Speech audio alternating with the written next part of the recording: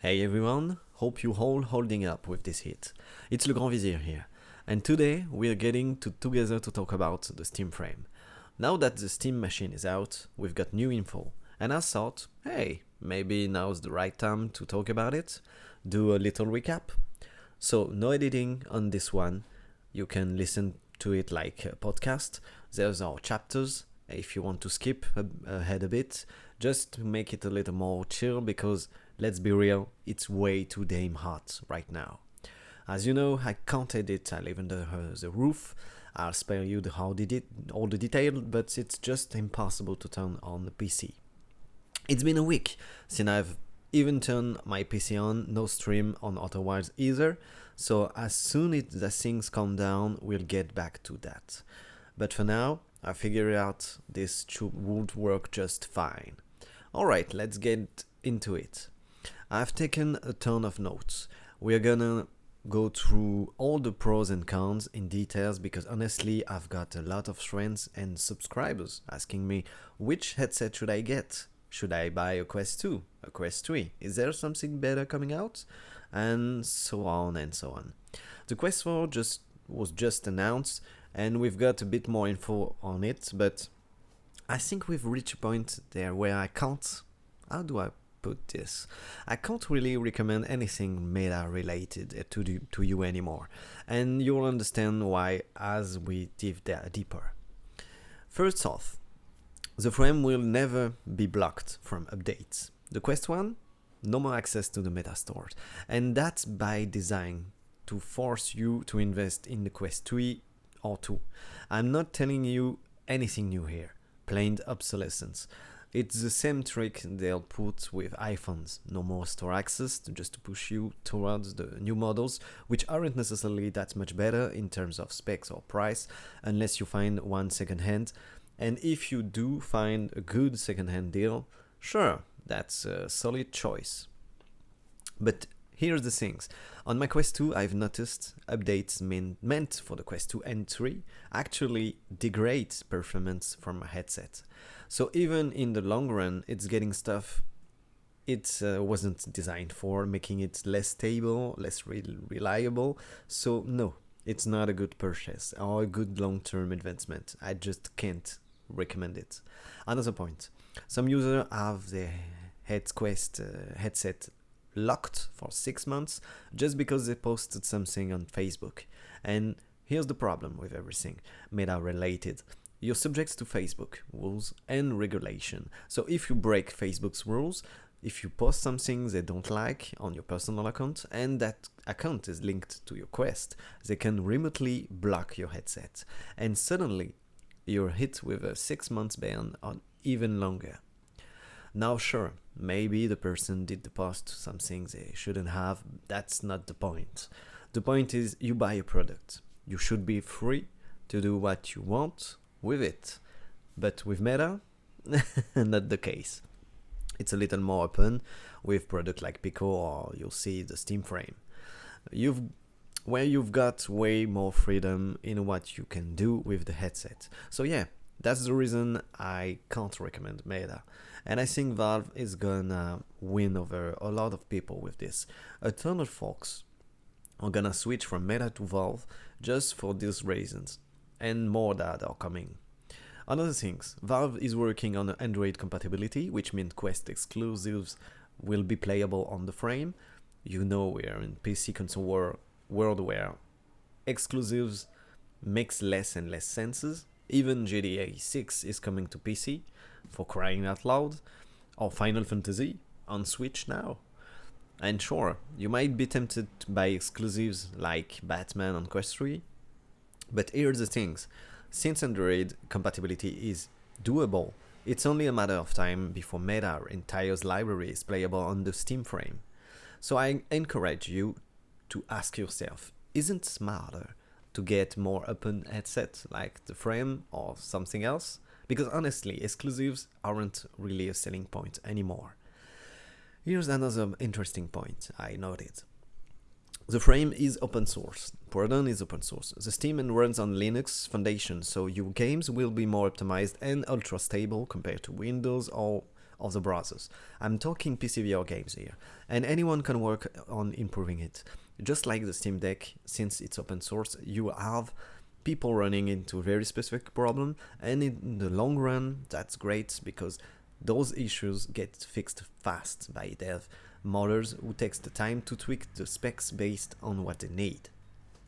So once again, this opens up way more possibility for the headset without needing tech skills to tinker or improve things, which is a lot harder on the Quest.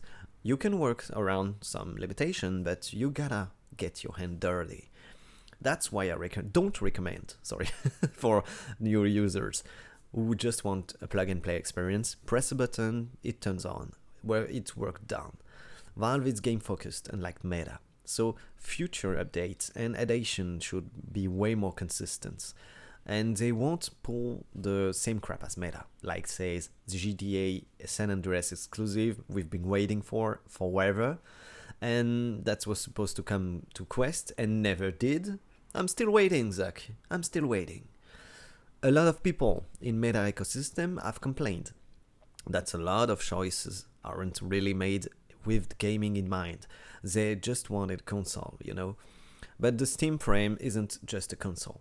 I'll explain later, but all the choices, directions, the audience is targeting, it's gamers. So if you want a PC/console solid gaming console, it's way more suited for that. And I think it's gonna be way more interesting on that front. Next point, the Steam library. It's already VR compatible. That means you've got a Steam account with a bunch of games. You've already got a bunch of games you paid for, say $70 a pop, that you can play in VR. And believe it or not, that's a huge saving. Plus, you get to re-experience your favorite game from a whole new perspective, and that's refreshing as hell. You notice the pun? Yeah. And the money you save, massive. You won't need to rebuy games, even if VR games are a bit cheaper on Meta or other platform. It's still nice to have a library ready to go. The second you buy the headset, chances that you already have got 5D plus games in your library that works in VR. You don't need to spend a single extra cent, and that's a real money you can put toward accessory or other stuff to make your headset even more comfortable. Now I've only talked about officially compatible games, the ones with VR support marked in the library, but on top of that, there's all modded games and mainly talking PCVR VR games, which runs better on Linux than on Quest anyway. So yeah, another money saver. Like I said, early 60. Yeah, I'm reading my notes basically. It's a library you already own. It's cheaper, and there's games you haven't thought are compatible. For example, I've played Clair Obscur Expedition 33 in VR. Not natively support, but with mods, and it works. Same with Cyberpunk, etc., etc. There's a ton, so way more possibility. Next up, Quest Link. When you've got a Quest headset, you want to connect it to your PC, you have to use the Quest Link. It's a free software that brings a gap to wirelessly connect your PC, your headset to your PC, and it's garbage. I'm not gonna sugarcoat it from now on. I'm keeping it 100% real. If you watch my video, you'll never hear me say, "Wow, this is amazing." I'm going to be brutally honest based on my experience with QuestLink. I've never gotten it to calibrate on the first try. Always reconnecting, resetting, it's a nightmare. And if it's one thing that's killed your motivation to play VR is the effort you have to put in just to get the damn thing to work. I know, some of you will say, but I use virtual desktop? Yeah, that's what I use, and it's way more stable. And yeah, so far I never had issue with it, but here's the things, it's paid. Not super expensive, but it's an extra of 20 bucks. And recently I've started getting bugs with it too. So virtual desktop is great, way better than Quest Link, but it depends on your setup, your living room, your Wi-Fi, whether you got metal furniture messing with your signals, etc. It's a case by cases basis. So I wouldn't necessarily recommend it for beginners. And another annoying things with virtual desktop, you've already gotta check for updates on both the PC and the headset because it's a beacon system. It's a routine and it's pain. Even there's an automated system, bottom line, avoid it. It's not a great experience, not fun at all. But with the frame, from what I've seen, with the Steam machine, there's HDMI CEC port. What does mean? It's a protocol. And I'm not talking nonsense here. That let the console take over your system. For example, you turn on your controller and the Steam machine boot ups. It instinctively knows you want to play. So it turns on your TV. It's stupid, simple, but it makes life easier. And I think the Steam frame benefits from the system too. The second you put the headset on, if the USB dongle is connected to your PC, it's instantly linked. SteamVR takes over, and where SteamVR is a pain to calibrate with Quest because you're always restarting PC, relaunching everything, any VR user will tell you it's a nightmare. But the Steam frame is designed for this, and I think they've already started reworking the software. So I'm betting this is gonna be a game changer. You turn it on, you put an headset on, and everything's connected, everything works, and it goes. And trust me, that's an investment worth making, because this is what's make the difference in actually using the VR headset. It's a comfort thing for people underestimate. So what else did I note down? Alright, I'll be making videos, and if I can get my hand on the headset, basically the Steam machines launch with a lottery system, and the frame is gonna be the same when it's released. I'm thinking late July, maybe early August, once they're done with the Steam machine setup, they'll move on to the Steam frame released. If I manage to win the lottery and get one early, I'll do a unboxing video with all the details. I'll also do a long-term review, like how is it after a week of use, after months, and so on. And if there's demand, I can do dedicated videos too. Got a specific question about the Quest or frame, drop it in the comments and I'll tailor a video for it. Want a comparison between the frame and the Quest 3? I can do that. Want me to test a specific game to see how it runs? Let me know. Got other ID? Hit me up.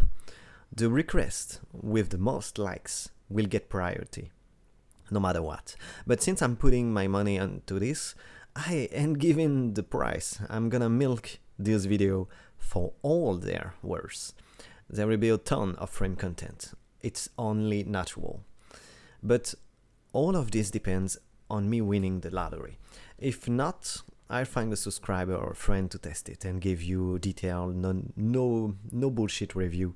No, wow, it's amazing hype, just real first impression. And since I'm coming from the Quest 2, an improvement gap between Quest 2 and frame is gonna be massive for me. Maybe not as much for you if you're newer on headset, but in short, tell me what you want and I'll make it happen. Or what you really, really want. Yeah, sorry, I got it in my head. No, now, one non-negotiable point about the frame, data, no data collection. We've seen the issue with Meta bans recently. You've probably seen the news. If not, here's the deal. All Meta system, all Facebook system collect your data. It's not exactly a shock, but it's something to consider because, yes, it applies to your Quest headset too. They've got cameras, microphones, so everything you do, everything you look at, your entire room gets scanned. Is that something you want in your home, being recorded with a mic 24/7? That's up to you. But I bet there's plenty of people who will switch to Valve just for this reason alone. Another point. I won't go into much detail because, let's be real, there are already a million videos on this. I've talked about it before. We will cover it more when I test the headset, but obviously FOV streaming, latency, native PCVR and on the headset are a major selling point. This is the frame's secret weapon. I'll explain in another video because this one's already long enough. And this brings me to the next point. If you buy a Steam frame, it's just not just a VR headset, it's a PC. And that means the possibilities are endless, especially if you don't already have a PC or a console. The less you have, the better, because you can centralize everything. Do so much more with it and repurpose it easily, which you can do with the Quest, but this is next level. I think it's gonna be like using your phone. Want you to switch to cinema mode? Easy. Want to launch games? Easy. I really think it's gonna be more of a PC than the VR headset, and that's what it sets it apart. Alright, now we're getting into the nitty-gritty nerd mode activated. I'm warning you, this is gonna get technical, but it's important. Theoretically, there will be less latency tried to the video codec. When you stream a video from your PC to your headset that's streaming, you know how it works, like Chromecast. When you send a video from your phone to your TV, there's a video codec managing all this. And this is gonna be optimized because people don't always think about this. The focus on network quality, but your network quality isn't everything.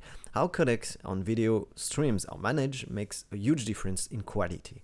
And sure, being close to your router, having a clean setup with fewer method object, Wi-Fi 6, all that helps. But what really affects real-time video rendering when you're looking is the fact that they went with Snapdragon 8 Gen 3 instead of XR2, even though the XR2 is more common. Why? Because it offers way better pixel throughput, and combined with Foveated rendering and native renderings in some games, you're gonna get a system that's substantially better, smoother, more responsive, with less latency, visually optimized rendering. Trust me, if you're serious about PCVR, this is the best you're gonna get. And I've seen comments and feedbacks from devs who've already tasted the frame, and they're all in agreement. There are guys developing their own game who said it runs smoother than they expected. They can talk about their own games, but they can't talk about other tests due to NDAs. But they're all on the same page. There's nothing out there with better comfort, visual quality, and or resolution that's what a frame offers. The lenses are wider, and I think this is something most of you underestimate. The lenses are way wider, which help avoid tunnel effect. It's more noticeable on the Quest 2 than the Quest 3. You might feel it less on the Quest 3, but it gives that binocular effect where you feel the limitation. But with the frames, these are pancake lenses. A lot of people wanted OLED, but I think you're underestimating how much the field of view improves comfort. Beyond just resolution and graphics, a wider field of view, it just feels better. It changes how you play. And I'm saying this as someone who uses VR headset all the time, whether for fun, passion, or even work. I do VR events. The first thing most people noticed with headset like the Vision Pro or HTC Vive is the Fresnel lenses. The fact that only the center is sharp, these comfort elements are non-negotiable. When you are gaming in VR, you can't skip of them. And I think Valve made a smart choice by going with wider lenses instead of something most people couldn't afford. That doesn't actually add much more value. OLED is gorgeous, but long term, the wider field of view is just more comfortable. No blur, clearer vision across the board. For me, there's no comparison, it's way better. Now, the downside a lot of people bring up, pass-through. The native cameras, when you press the side to see the real world, they are black and white. Personally, I don't care. The Quest 2's already black and white. The Pico is in colors, but I don't use it much anyway. For me, it's more of a gimmick. If it's important to you, say for augmented reality, then yeah, it might bother you a bit. And that's a valid consideration when deciding if it's a deal breaker. But here's the things. Is augmented reality really that big a deal for you? Do you actually play that many AR games? If not, who cares? And anyway, there's a PCI Express ports and connectors that seems like they let you mod this. So I wouldn't be surprised if it's a Frame Pros come out with color pass-through, or if a third-party devs offered plug-and-play color camera mods. Would it catch on? I'm not sure. Doesn't work like that, but it's an interesting possibility.